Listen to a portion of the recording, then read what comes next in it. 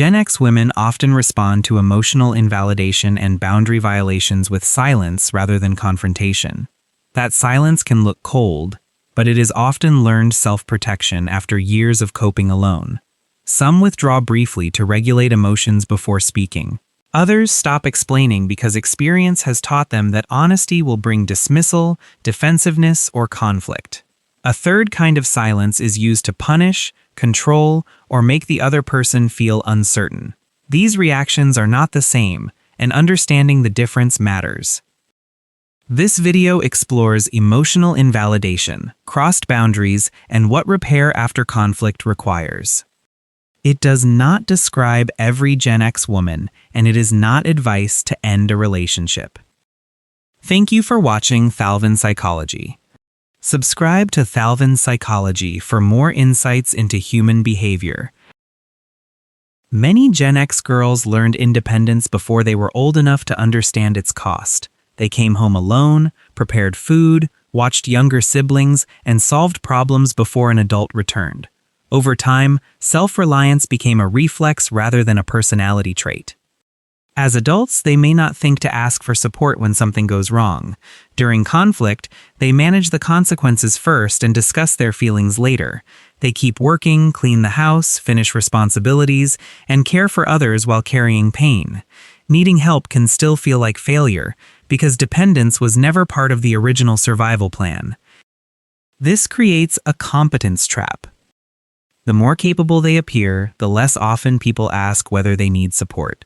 The less support they receive, the more they believe that only they can be trusted to handle everything. Their strength is real, but so is the exhaustion hidden underneath it all. Emotional invalidation affects many Gen X women more deeply than ordinary disagreement. Disagreement says, "I remember the situation differently." Invalidation says, "Your feelings are wrong, exaggerated, or inconvenient." It appears when emotions are minimized, mocked, denied, labeled oversensitive, or turned into evidence of a character flaw. Phrases like, "You're overreacting," "It wasn't that serious," "You always make things difficult," or "You're too sensitive," can sound small, but their effect can accumulate. For someone already accustomed to suppressing emotion, these responses confirm that speaking honestly only creates more trouble. She may stop arguing, not because the issue no longer matters, but because trust is quietly decreasing. Healthy validation does not require agreement. It sounds more like, "I see the situation differently, but I understand why it affected you." That response protects connection without erasing either person's reality. The difference is simple. Disagreement leaves room for dialogue, while invalidation teaches silence and makes repair much harder later inside the relationship over time. For many Gen X women, boundary violations threaten more than comfort. They threaten safety. Self-reliance often made personal space, privacy, and choice feel essential. A violation may happen when someone keeps pushing a conversation after she asks for time, shares private information, checks her phone, uses guilt when she says no, makes decisions for her, or treats a boundary like rejection. The deeper message is not simply that one rule was broken. It is, "Your limits matter only when they are convenient for me."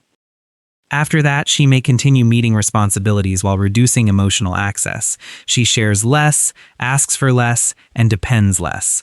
A boundary explains what she will do to protect herself. Control tries to force another person to obey.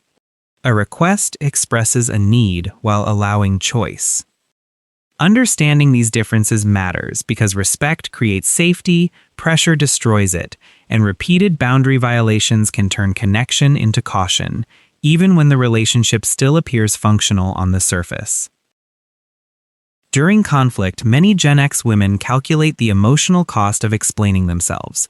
They may expect to describe what happened, prove that their feelings are reasonable, manage the other person's defensiveness, and comfort the person who caused the hurt. Even after all that effort, the original issue may remain unresolved. Silence can therefore feel like the less exhausting option. But calm on the surface does not always mean trust is intact. Unspoken pain can accumulate into a private file of evidence, making future conversations harder and emotional distance easier. A healthier pause includes a clear return. For example, I need 1 hour to calm down, and we can continue at 8. That kind of pause protects both regulation and connection. A scheduled return creates safety because neither person is abandoned. Disappearing without explanation creates uncertainty, while pausing with a return plan shows that the conversation matters and repair is possible. Many Gen X women carry an invisible mental load that becomes visible only when something is missed. They remember appointments, care for children and aging parents, and track work demands. Because much of this labor is unseen, people may treat it as automatic rather than valuable. A comment like, "You do not really do that much," can dismiss far more than one task. It can erase the planning, remembering, anticipating, and emotional monitoring happening in the background. The deepest hurt is not always the amount of work. It is the feeling that others see only what she provides, not the person providing it. Helping after being assigned a task is not the same as sharing responsibility. Real partnership means noticing what needs attention, beginning it without being asked, and completing it without supervision. That kind of initiative reduces workload and loneliness because she no longer has to manage the help. A relationship often feels easy when two people's needs do not conflict. The real test appears when one person's boundary becomes inconvenient for the other. She may say, "I cannot handle that today. Do not speak to me that way." Or, "I need time before I respond." Someone who cares may still feel disappointed, but they do not punish her with silence, withdraw affection, call her selfish, threaten to leave, or pressure her until the boundary disappears. Care is not proven only when a person gets what they want. It is revealed by how they respond when another person's autonomy limits them. This requires relational tolerance, the ability to endure disappointment without turning discomfort into punishment. A healthy partner does not demand that peace be restored by erasing the boundary. They allow the tension to exist, respect the limit, and return to the conversation without making safety depend on surrender. Some apologies are designed to end discomfort rather than repair the harm that caused it. Phrases like, "I already said sorry," "I'm sorry you feel that way," "that wasn't my intention," or "can't we just move on," may close the conversation without addressing the behavior. Real repair requires 5 steps. First, name exactly what happened. Second, acknowledge the impact without minimizing it. Third, take responsibility without counterattacking. Fourth, explain what will change next time. Fifth, follow through consistently. For someone who learned to rely heavily on herself, words alone rarely restore trust. She watches for repeated evidence that the pattern has changed. An apology says, "I am sorry." Repair says, "I will address the damage I caused." Rebuilding trust means repeating safer behavior long enough for the relationship to feel stable again. The difference matters because regret can be spoken in one moment, but trust returns only when accountability becomes visible through consistent action. Without evidence, even sincere-sounding words can feel like an attempt to escape responsibility and restore comfort. Understanding Gen X women does not mean treating them as victims or assuming defensive reactions are healthy. Hyper-independence can protect them, but it can keep others at a distance. They may expect people to recognize unspoken needs, avoid asking for help, complete everything alone, and feel abandoned when nobody steps in. They may withdraw without explaining what happened. Real repair requires change from both sides.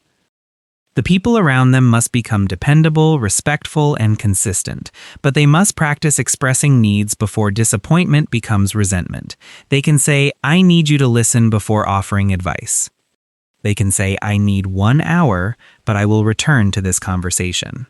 They can say, "I am not asking you to agree, I am asking you not to dismiss it." And they can say, "I need you to take responsibility for this task," without reminders. Clear requests create room for genuine support. Gen X women are often capable, resilient, loyal, adaptable, and skilled at solving problems. Those strengths can make others assume they need nothing, but they do not need to be rescued.